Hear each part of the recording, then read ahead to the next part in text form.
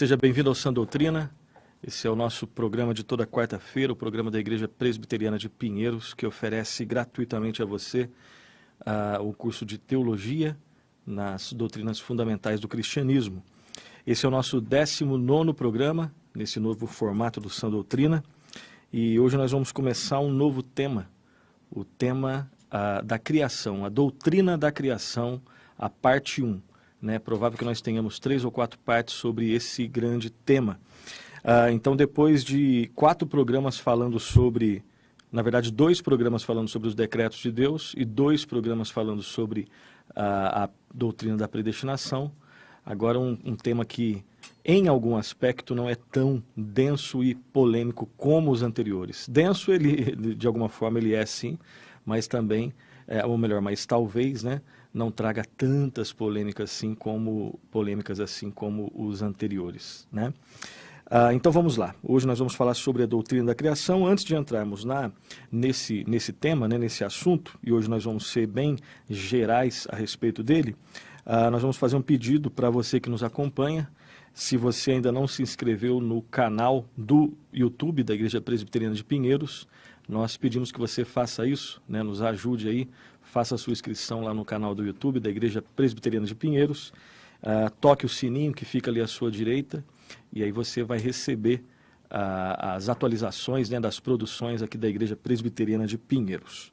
Então, feito esse pedido, na verdade, e nós contamos com você para isso, eu quero falar brevemente sobre o roteiro do nosso programa de hoje. Hoje nós vamos fazer algumas considerações gerais sobre a doutrina da criação. Tem muita coisa para a gente ver sobre esse assunto. Hoje nós vai ser só a introdução da introdução, Então nós vamos fazer algumas considerações gerais sobre essa doutrina.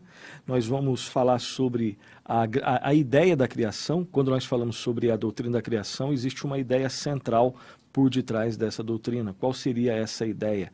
Essa questão da ideia da criação é um termo que nós tomamos emprestado aqui do Luiz Berkoff, que é o livro principal. Nós estamos utilizando vários livros, vários livros como referência bibliográfica para os nossos programas, mas esse termo específico nós tomamos lá do Luiz Berkoff. Ele fala sobre essa ideia da criação, o que vem a ser essa grande ideia.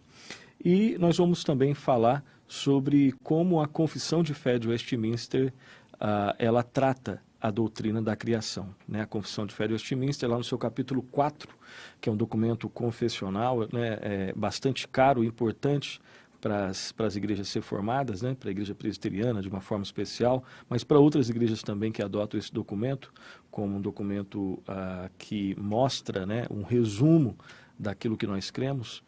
Lá no seu capítulo 4, a Confissão de Fé de Westminster, ela trata especificamente da criação. Esse é o título, da criação. E aí nós vamos ler 2 parágrafos sobre esse documento, tratando do grande assunto que nós vamos começar hoje, que é a doutrina da criação. Dito isso, então, vamos para os nossos estudos. Vamos lá para os nossos estudos. Vamos fazer algumas considerações, vamos lembrar de algumas verdades gerais acerca da criação. Então vamos lá. Em primeiro lugar, o estudo, aí fazendo uma relação com a doutrina dos decretos de Deus. Que relação existe entre os decretos de Deus, a doutrina dos decretos de Deus, e a doutrina da criação? Que relação existe? Em primeiro lugar, nós vamos fazer essa ligação, então. Então, o estudo dos decretos de Deus, que nós vimos em 2 programas específicos, ele nos leva naturalmente à execução desses decretos. Então, quando a gente pensa em os decretos de Deus, nós vamos pensar naturalmente na execução, na prática desses decretos, daquilo que Deus decidiu desde os tempos eternos, Essa pré-ordenação de Deus, onde Ele define aquilo que será realidade. Então, sempre quando a gente pensa nos decretos, inevitavelmente nós vamos pensar naturalmente na execução desses decretos. E aonde que a criação entra nisso? A criação é exatamente a execução dos decretos de Deus. Então, da forma como o Luiz Berkoff coloca, é a seguinte: o estudo dos decretos divinos nos leva naturalmente à execução dos decretos. E isso nos leva a obra da criação, ou as obras da criação. Então, se a gente pudesse fazer, né, e aqui o nosso interesse é fazer essa ligação entre esses dois estudos nossos, né, os decretos de Deus e a criação vem a ser, basicamente, de modo simples, a execução, né, o colocar em prática dos decretos de Deus. Ok? Uma segunda consideração, a criação, ela é o princípio e ela é também a base da revelação divina. E o que a gente quer dizer com isso? Deus se revela na criação, né? Nós tivemos alguns programas sobre a questão da revelação, isso bem lá no início dos nossos estudos, né? Nos primeiros programas nossos, falamos sobre a revelação. E aí a nossa esperança é que você perceba a relação íntima que existe entre todos esses temas, né? Desde os primeiros até os últimos, entre todas as áreas da teologia, né? E nós começamos com aqueles temas mais básicos, né? Deus se revelando, né? Deus se revelando especificamente nas Escrituras, ou seja, a teologia, né? Isso nós falamos lá no início dos primeiros programas. Ou a teologia é bíblica ou ela é qualquer outra coisa menos teologia, né? E quando nós pensamos especificamente na criação, nós vemos que a criação ela é o princípio e ela é a base da revelação divina. Isso significa, então, que Deus se revela na criação. A criação, ela revela Deus. Então, nesses estudos nossos que estamos iniciando sobre a doutrina da criação, nós vamos compreender que Deus se revela naquilo que Ele cria. Ele deixa suas marcas na criação. É possível conhecer a Deus observando, é possível conhecer a Deus em algum sentido, observando a criação, né? E aqui a gente está falando da revelação geral, especificamente. Nós vimos essa diferença entre revelação geral e revelação especial. Dúvidas sobre isso? Volta lá nos primeiros programas, que nós temos uns 2 programas falando especificamente sobre isso. Uma terceira consideração, a criação, ela, além de ser o princípio e a base da revelação, a criação também, ela é o fundamento, ela é a base da vida ética e da vida religiosa. A base da vida ética e religiosa é a criação. Em que sentido? No sentido de que a criação ela é normativa. Quando Deus cria a realidade, quando Deus cria o universo, quando Deus cria o mundo, quando Deus cria os animais, quando Deus cria a realidade, né, da fauna, da flora, enfim, quando Deus cria o ser humano, Ele, o Criador, é que estabelece as normas que vão reger a sua criação. Compreende? Deus, o Criador, Ele que estabelece as normas que vão reger toda a realidade. Tanto o que nós chamamos de mundo espiritual, quanto o mundo natural. A realidade do ser humano. Então, a base da vida ética, ela está na criação.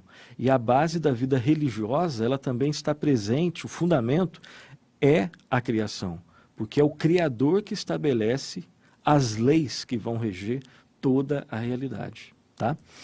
E uma última consideração, nós vamos ficar com 4 considerações gerais, né, para a gente esquentar aí os motores nesse assunto aí da doutrina da criação.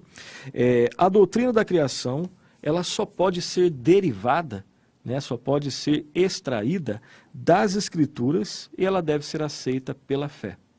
Quando a gente pensa na criação, né, nós estamos aqui numa série de estudos bíblicos, né, de estudos teológicos, né, básicos, nos fundamentos da fé cristã. E quando a gente pensa em criação, a gente está pensando no quê? A gente está pensando em informações que vão ser retiradas das Escrituras, né? Então a criação só pode ser derivada da Escritura e ela deve ser aceita pela fé. Eu disse lá no início, né, que talvez a doutrina da criação seja um tema não tão polêmico quanto, né, os decretos de Deus e o tema lá da predestinação. Em algum aspecto isso é verdade, Num outro aspecto isso não é tão verdade assim, né?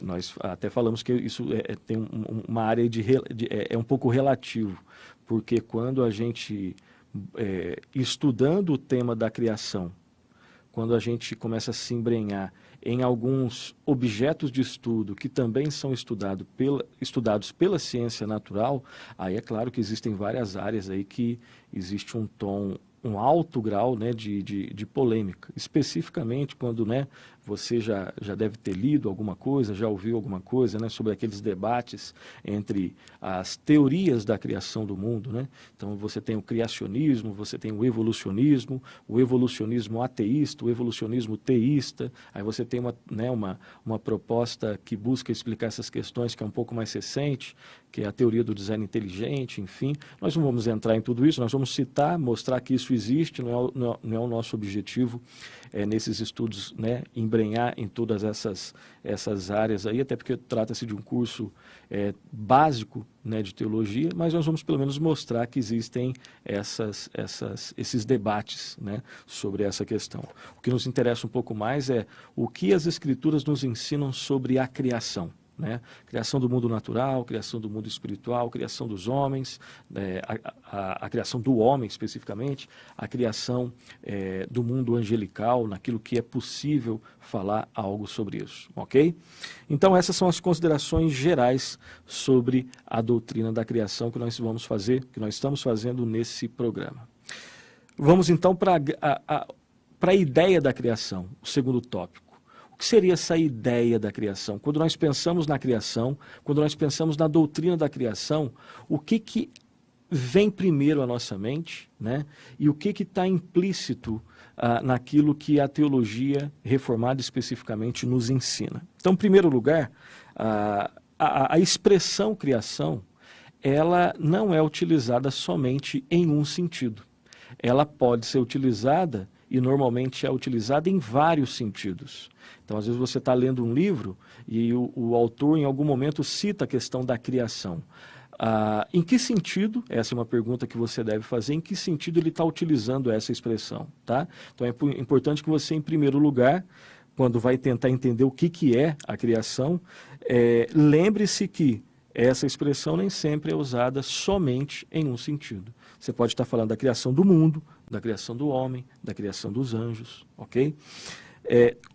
Agora nós vamos propor aqui uma definição de criação. O que vem a ser criação? Criação, segundo Luiz Berkoff, nós fizemos uma adaptação da definição que o teólogo Luiz Berkoff faz sobre criação e que é a seguinte: podemos definir criação como aquele ato de Deus pelo qual ele fez o mundo e tudo o que nele existe, parcialmente sem o uso de material pré-existente e parcialmente de material pré-existente. E qual que é a finalidade disso? Para a manifestação da sua glória. Então, essa é uma definição simples, mas que abarca os pontos principais das ideias, ou da ideia que vem à nossa mente quando nós pensamos em criação, né? É aquele ato pelo qual Deus fez o mundo e tudo que existe no mundo, a princípio, a partir de material que não existia, pelo poder da sua própria palavra, né? Utilizando o que alguns teólogos chamam de fórmula criacional. Disse Deus, haja luz, e houve luz, né? Pelo poder da sua palavra. Deus, no início, ele cria a partir do nada, né? A partir do absolutamente nada, pelo poder da sua palavra. Outras coisas que ele cria a partir de material pré-existente. Algumas sem material pré-existente, só pelo poder da sua palavra.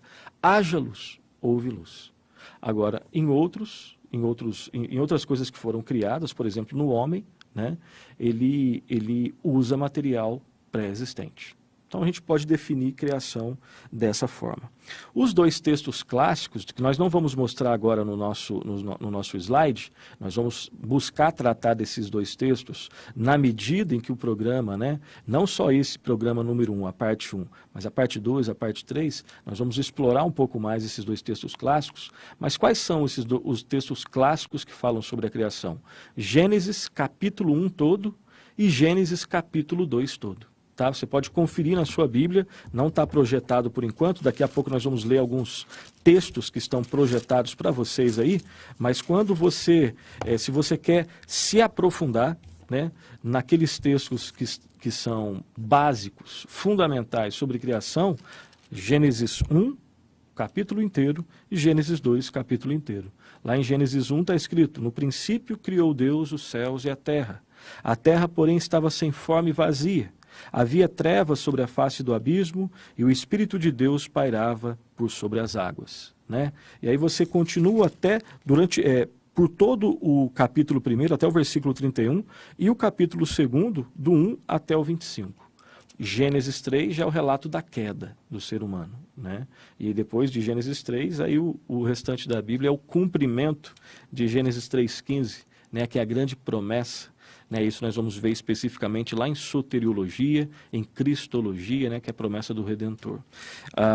Mas os dois textos clássicos, Gênesis 1 e Gênesis 2, nós vamos ler alguns versículos no programa de hoje e vamos ler outros versículos nos demais programas, Deus permitindo. Então, agora nós vamos, o primeiro texto que nós vamos projetar aí para você. O que a Confissão de Fé de Westminster fala sobre a criação? O que esse documento confessional tão importante, tão caro para as igrejas ser formadas, né, ali no século XVII, o que esses documentos nos ensinam sobre esse assunto específico? Então, a Confissão de Fé de Westminster, no capítulo 4, ela fala sobre a criação. E o seu primeiro parágrafo diz o seguinte, ele está projetado aí, eu vou ler e você acompanhe, por favor. Está escrito assim: ao princípio, ou então no princípio, umas traduções, né?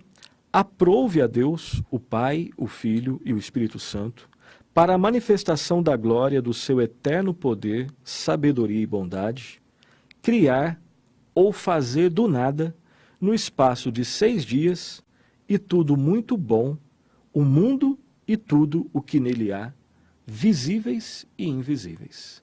Então essa é a primeira afirmação, né, que tem muitas informações aqui que os teólogos de Westminster fizeram sobre a criação. Né? Então, destacando algumas ideias aqui. Então, quis Deus, né, foi por vontade de Deus, o Deus Trino, Pai, Filho e Espírito Santo, e nós falamos sobre a doutrina da Trindade, né, nos nossos estudos. Então, quis o Deus Trino, para quê? Para a manifestação da sua glória, do seu eterno poder, sabedoria e bondade. Ele criou do nada, ele fez do nada, no espaço de 6 dias, né? Tudo de uma forma muito boa, né? Você que já leu o relato lá de Gênesis capítulo 1, né? Quando Deus termina a sua obra num determinado dia e viu que era bom, e viu que era bom, e viu que era bom.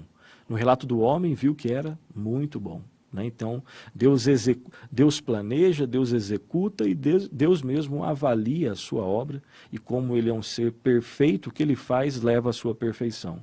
Como ele é um ser bom, o que ele faz leva à sua bondade. Como ele é um ser soberano, o que ele faz reflete a sua soberania. Como ele é um ser santo, o que ele faz, as suas obras refletem a sua santidade, a sua perfeição. Então ele fez tudo muito bom, o mundo e tudo que há no mundo. Quer as coisas visíveis ou então as coisas invisíveis. Então Deus é o autor, né? Deus é que criou o mundo material, ele também criou o mundo espiritual. Ele criou o mundo material, ele criou o mundo imaterial. Né? Deus é o criador de tudo isso. E tem alguns textos que dão base para todas essas afirmações que os teólogos de Westminster fizeram, e nós vamos ler alguns, não todos, mas alguns desses textos. O primeiro texto bíblico é Romanos, capítulo 11, versículo 33 até o 36. Acompanhe a leitura. Ó profundidade da riqueza, tanto da sabedoria como do conhecimento de Deus! Quão insondáveis são os seus juízos, e quão inescrutáveis os seus caminhos. Quem, pois, conheceu a mente do Senhor? Ou quem foi o seu conselheiro? Ou quem primeiro deu a ele para que lhe venha a ser restituído? Porque dele, por meio dele e para ele são todas as coisas.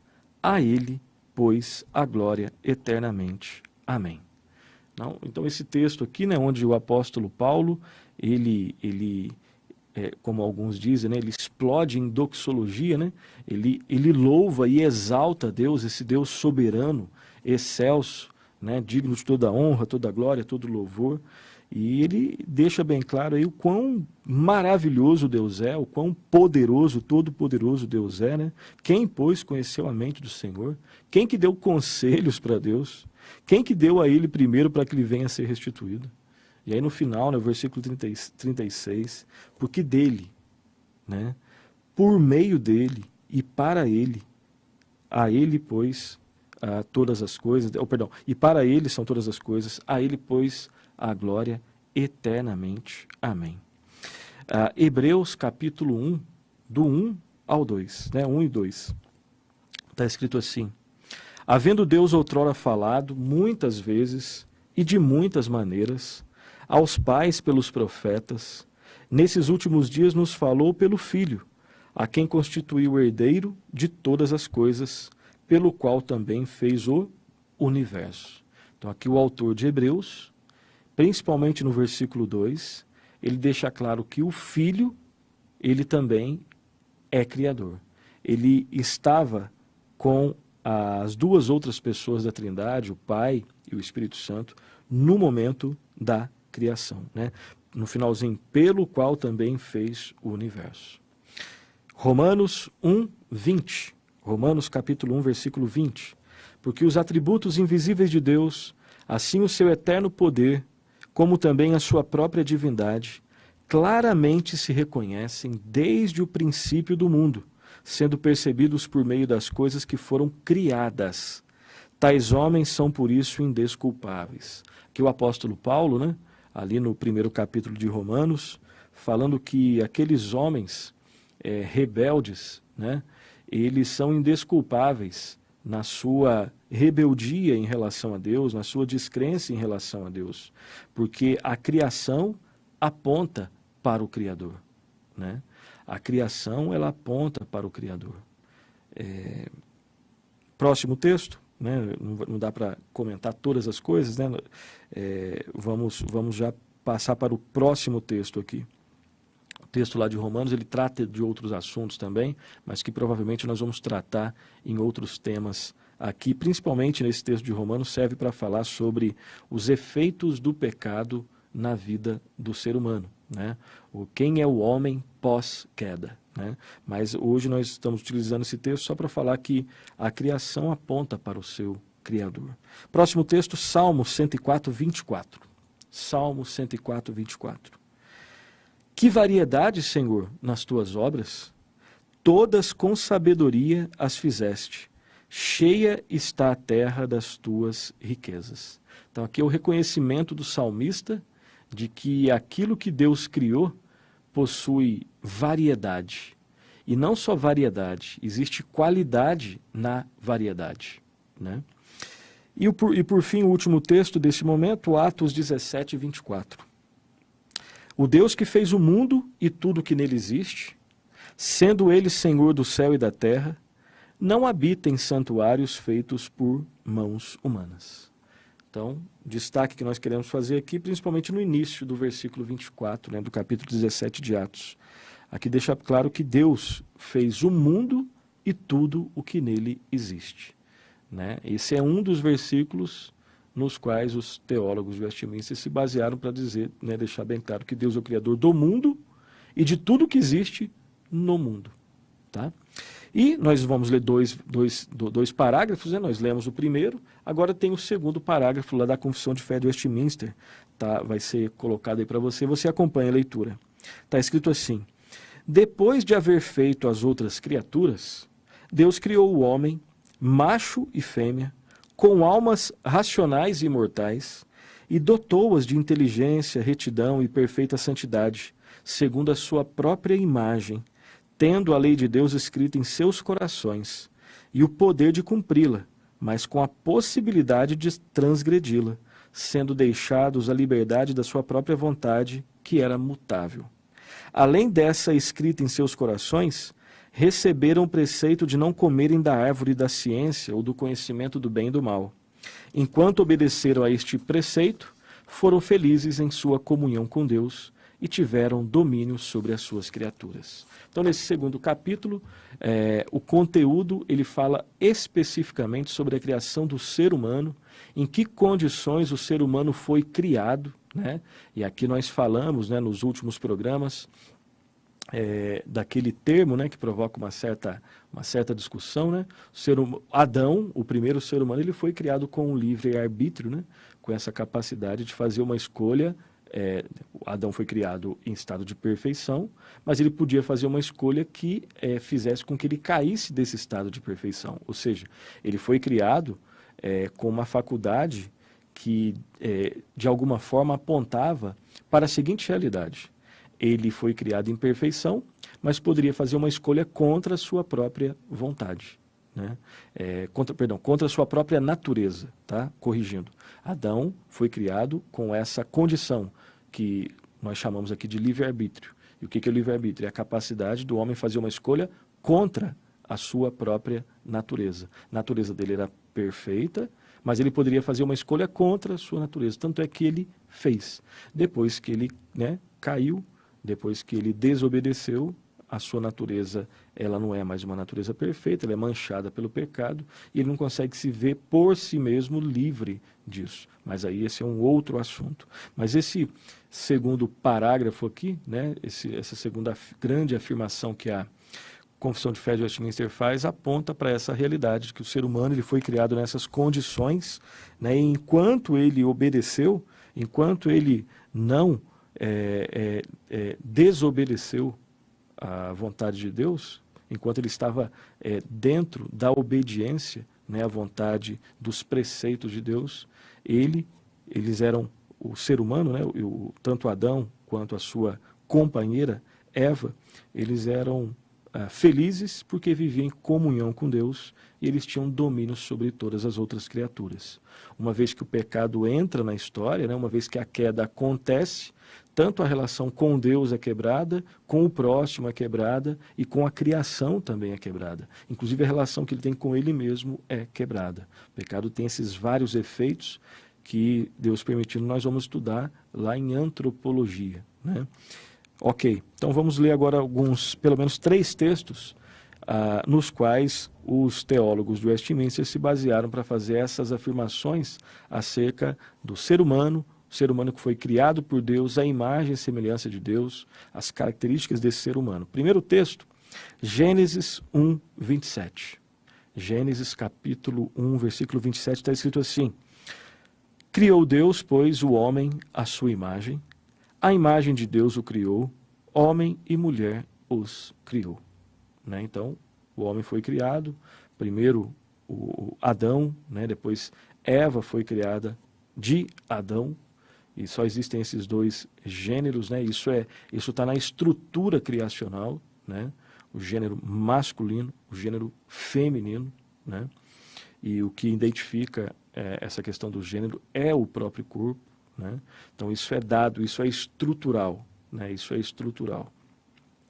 Gênesis 2, 7, Gênesis capítulo 2, versículo 7.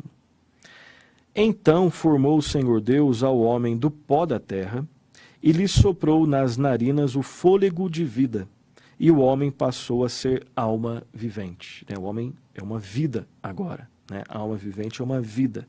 Então perceba aqui que na criação do homem, Deus utilizou material pré-existente, né?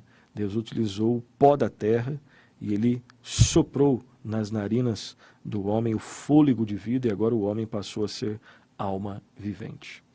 E o último texto, Salmo 8, versículo 5. O Salmo 8, depois você em casa leia com cuidado, né? Que é um salmo que fala muito sobre o ser humano. Também fala sobre o ser humano.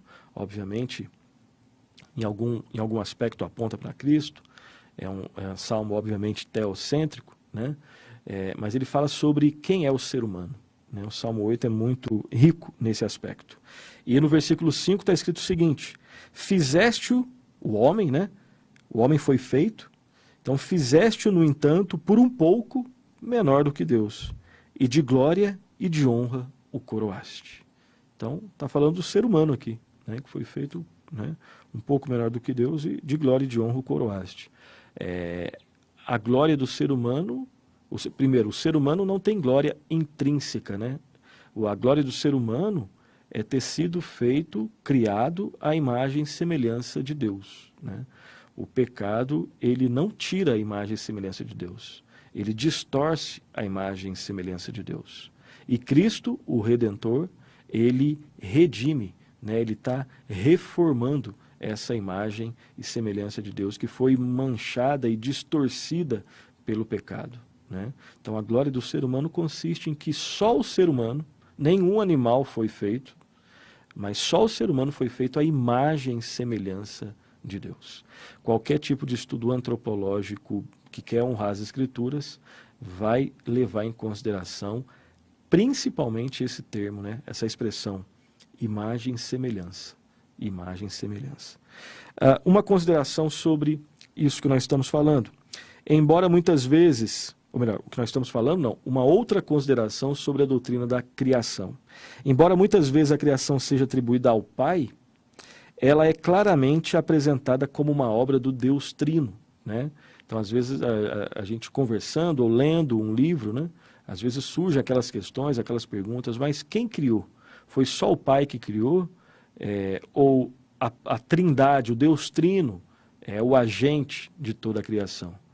E aí, se a pergunta for essa, a consideração que nós fizemos é exatamente a seguinte: embora muitas vezes popularmente nós atribuímos a criação como uma obra somente do Pai, ela é atribuída biblicamente às três pessoas da Trindade, ao Deus triuno. Dois textos que falam sobre isso, além do que nós já lemos, né? Lá em Gênesis 1 e 2, está escrito assim: a terra, porém, estava sem forma e vazia. Havia trevas sobre a face do abismo, preste atenção, e o Espírito de Deus pairava por sobre as águas.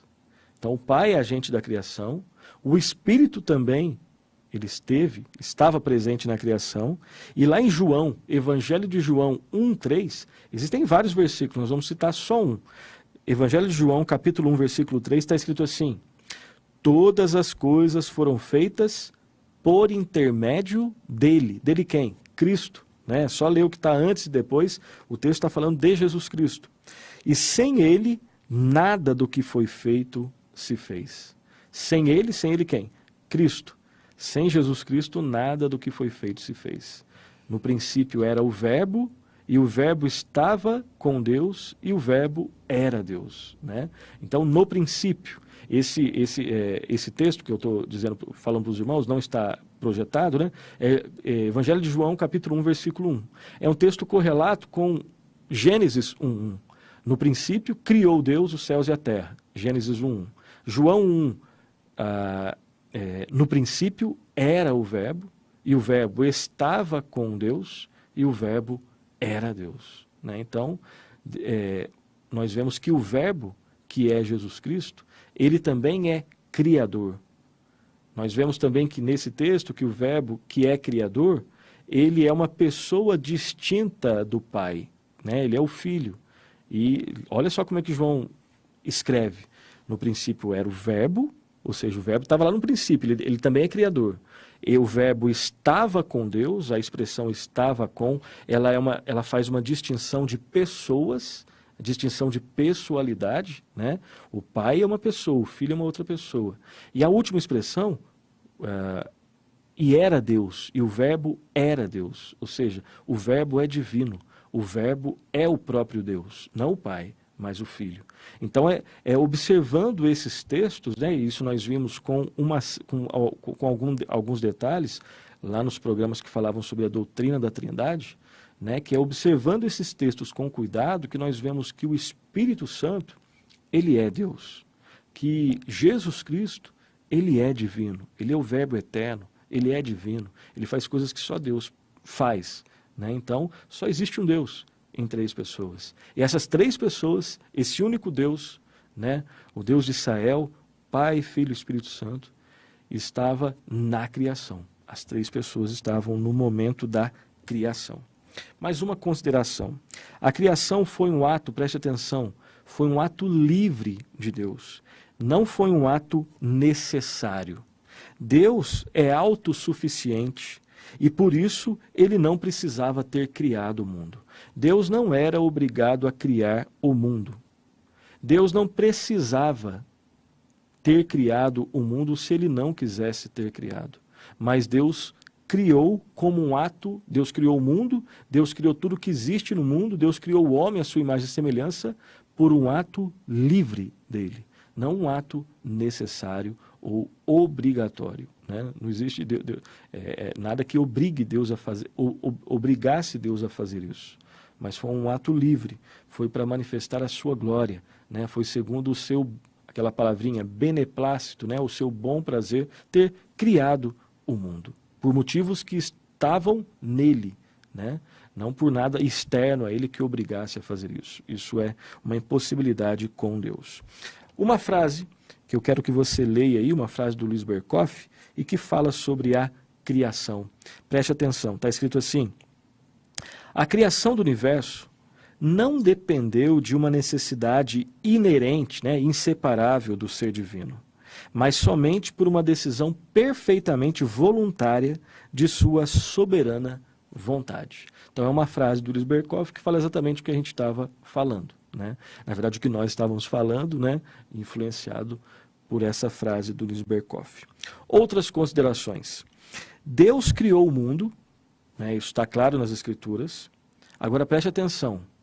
Deus criou o mundo. Deus, obviamente, ele não é o mundo, tá?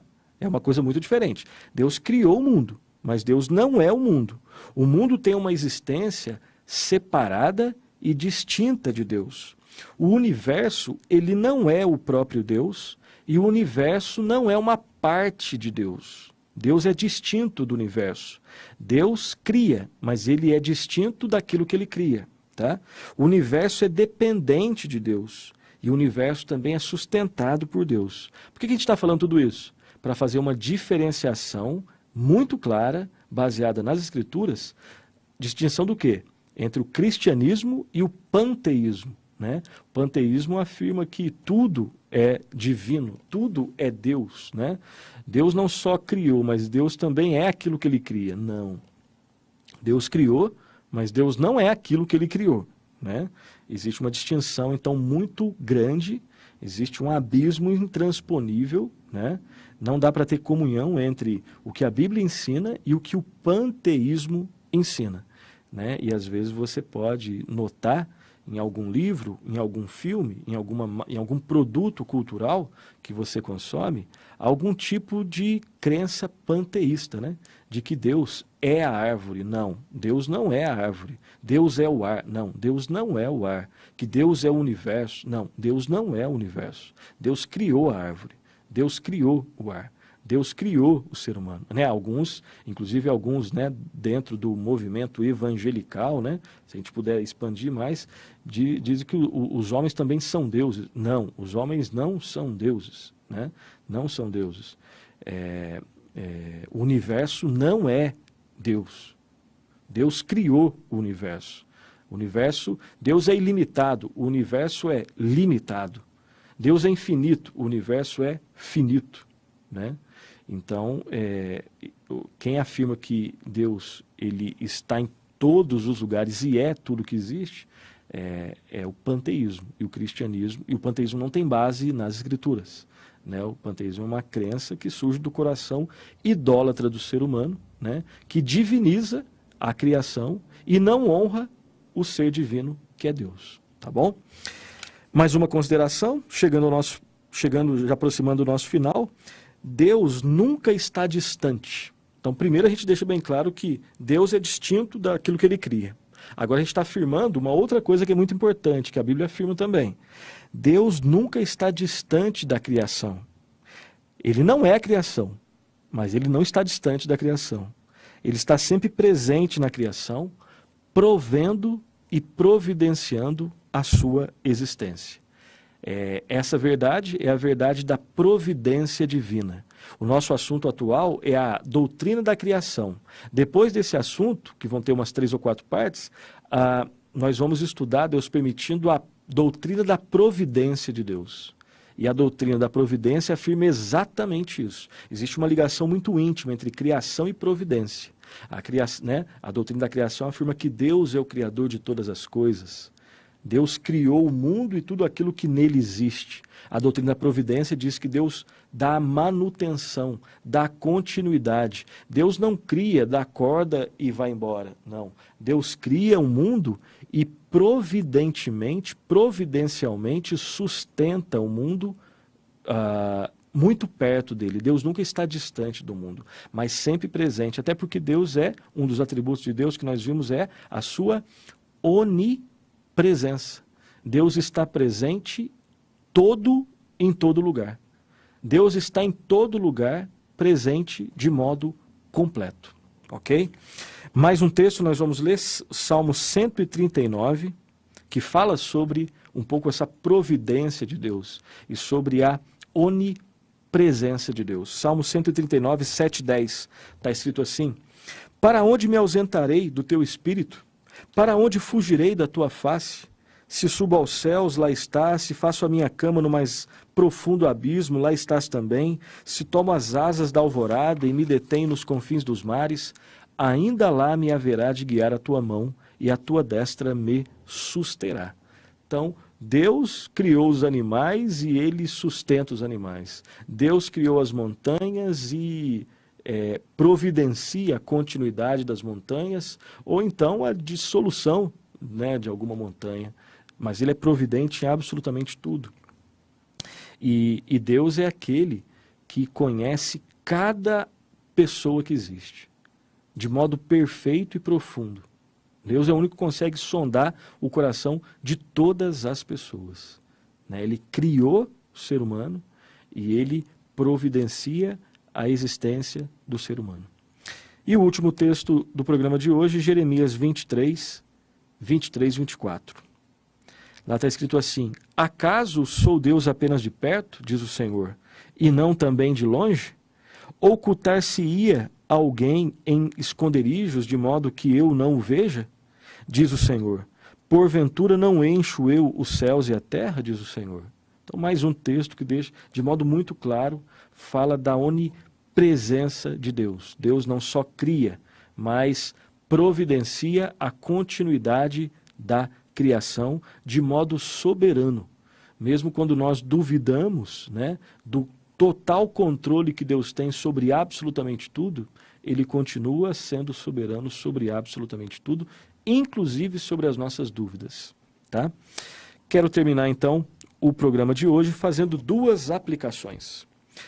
Primeira aplicação é a seguinte: ter uma visão correta da criação vai influenciar na visão que você tem da queda e na visão que você tem da redenção.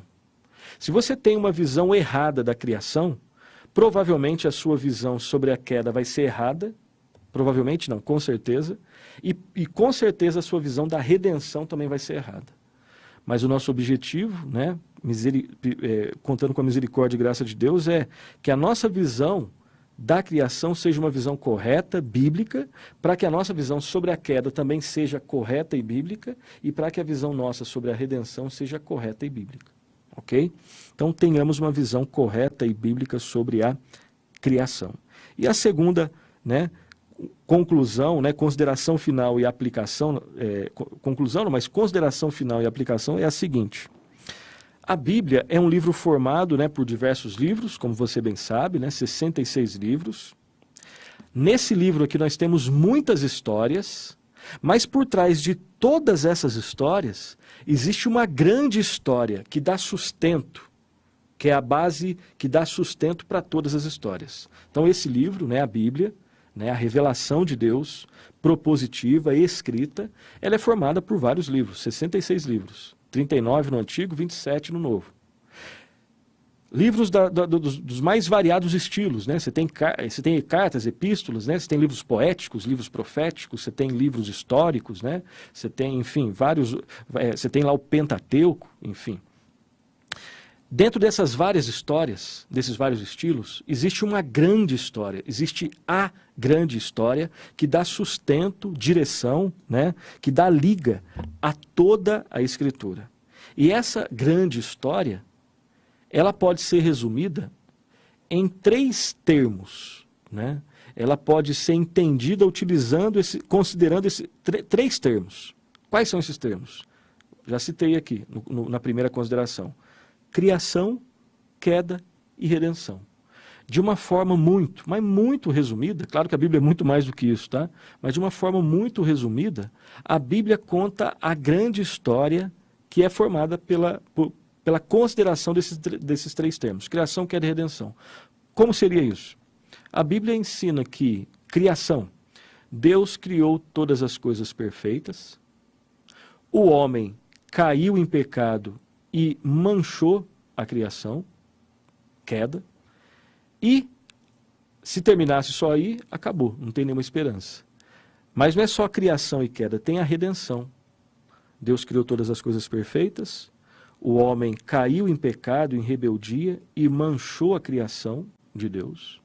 Mas Deus está redimindo o homem e a criação a partir de um Redentor, que é Jesus Cristo, e que irá consertar, reformar, redimir tudo aquilo que o homem fez, né? Tudo foi criado de modo perfeito, o homem manchou a criação, caiu, e Deus, em Jesus Cristo, está redimindo o homem e a criação, ou seja, está consertando tudo aquilo que o homem estragou. Essa é a grande história por trás de todas as histórias bíblicas, né? A grande história, né? Aquele quadro que nos ajuda a entender aquelas outras histórias das Escrituras. Então, e o que isso tem a ver com o nosso assunto? Absolutamente tudo, né? Ou então pelo menos tudo não, mas pelo menos uma parte, né? Se são três termos, criação, queda e redenção, então nós estamos estudando a primeira parte dessa grande história, que é a criação. O entendimento correto dessa primeira parte vai nos ajudar a compreender corretamente a queda e a redenção. O entendimento errado, como nós dissemos e repetimos, vai fazer com que o nosso entendimento da queda seja também equivocado e da redenção também equivocado. Essa é uma dos vários aspectos que mostram a importância de se estudar a doutrina da criação. Ok? Então, criação é uma das partes dessa grande história e por isso o seu estudo é importante, muito importante.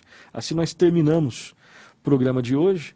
Quero só indicar para vocês um livro apenas, hoje só um livro, depois nós vamos indicar vários outros, que nós lemos uma parte aqui, esse daqui que eu já mostrei em outros programas, né? A Confissão de Fé de Westminster, um guia de estudos, né? Guia de estudos da Confissão de Fé de Westminster, escrito pelo Chad von Dixhorn, que é um especialista nos estudos da Confissão de Fé de Westminster, especialista ali em protestantismo dos séculos 16 e 17 principalmente. E no capítulo 4 existe um capítulo e os comentários, né? Os comentários que ele faz sobre o capítulo 4, sobre a criação, creio que vão te ajudar bastante a entender alguns detalhes sobre esse tema tão importante, ok? Então hoje nós terminamos a primeira parte da doutrina da criação. Próximo programa, a doutrina da criação, parte 2, Deus permitindo. Bons estudos, que Deus muito o abençoe.